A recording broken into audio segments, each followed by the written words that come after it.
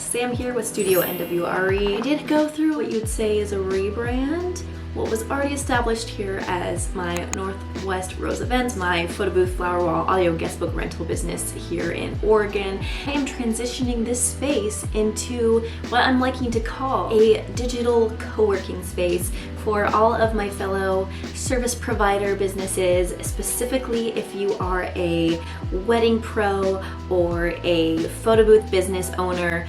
This is a place for you. Let's co-work together. Let's share ideas. Let's share tips, tricks. Let's share some of those moments that were embarrassing or where we were like, damn, I really f***ed up here. Let's learn from each other. So welcome to StudioNWRE. Today we're going to talk about how to upload a single photo overlay when you're using Fiesta and Canva. So let's jump on into it. We're basically just designing elements to frame out our photo. If you're doing something super simple, such as a monogram or names and date for a wedding, this will be even simpler. We're gonna do a little bit more of an intricate design, if you will, today, just to really break down how it works. Essentially, what we're doing is creating one overlay to place over our photo, and that's what we're uploading into the Fiesta software. In Canva here, we have our design. I already have a mock-up for you here so you can see what it'll look like once you upload it. On the second page, you'll see the design without the example photo. This second page here is what you are going to download with a transparent background. That part is very important. Transparent background is essential for this. Any white space here is where the photo will be in your photo booth. You can see I built this out here. We've got a very cute gingham design here, a light purple gingham. Sadie is one silly goose, and we're celebrating Sadie with a photo booth. And kind of housekeeping wise, this is a landscape orientation photo. This is in Canva. You'll want to create a new design. You'll want the dimensions to be 1800 pixels by 1200 pixels. This is the base of your image here. Just the blank rectangle is what it'll look like when you start the design. And then essentially all I did was go into elements and I looked up purple gingham because that was the inspiration I was given. I went through the available elements that I found. I believe it was just this one. This is the one that I liked. And then all we did was drag it around to create a frame essentially for the photo. The reason why I'm not just making the gingham the background is because we need white space in order to make an overlay, and everything that's white space is going to be where your photo booth image is. And if we were to make the background gingham, then we wouldn't be able to export it with a transparent background, and then it also would just cover the whole photo booth photo when we go to upload it. Also, what I'm doing is double clicking and then basically dragging to make it line up with the other gingham. So I built this out piece by piece, and then I used the text. If you're wanting to make something similar, this text font is called Beautiful within Canva. I have the effect from the bar up here where you can change the colors, change the font. Click on effects, click on outline. This is set to 200 thickness, just with a white outline. And then these fun little bubble elements here that I used to create the word one is also just Canva elements. Absolutely meant to say balloon and I said bubble. Anywho, you can just search in the elements and you'll get these magic recommendations, and this is how it's easier to find all of the letters that you need. You can also click the three dots and you click view collection, and this is going to be the set name. That's also a good way if you can't find the letters that you want to build out a word.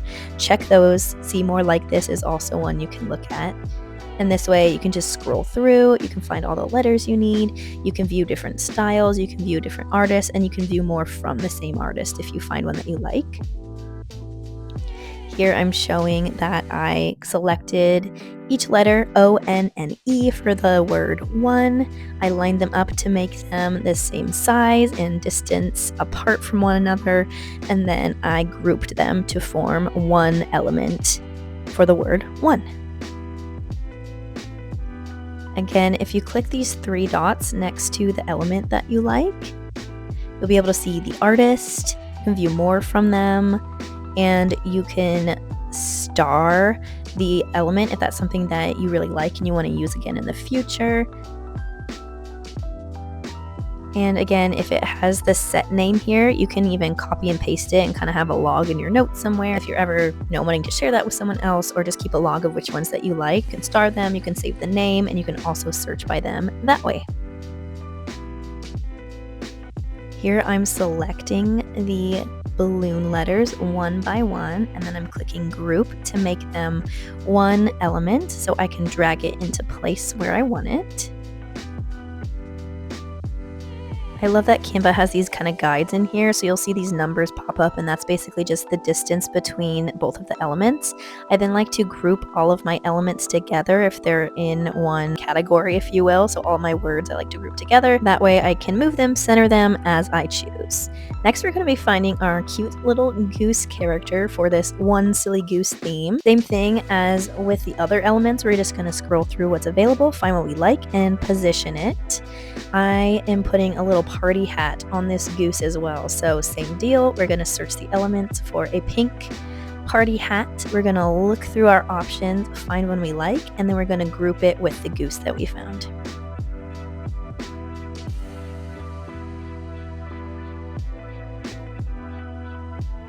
Here I'm clicking on the element of the hat, selecting multiple, and then clicking on the goose and grouping them together. Then duplicating the goose so I can put one on the other side of the text. I want the goose and the hat facing the other direction, so I'm going to ungroup them, select the item, and then click up here on the bar where it says flip and flip horizontally, so then both sides are facing the text. Then I'm going to select the hat and copy the same steps here, flip horizontally, and I'm going to use my cursor to kind of drag it and place it on the goose's head where I want it.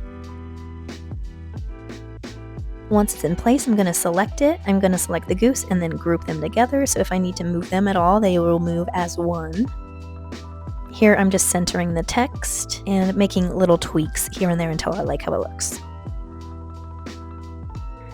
Next, one of my favorite parts that just makes the photo and the templates and overlays pop is adding an outline. So we are going to find a line element that we want to use. We're going to make it purple to match the template. You do that by selecting the element. I am going to use the eyedropper tool here. We're going to select a purple from what's already in the template so we know that it matches.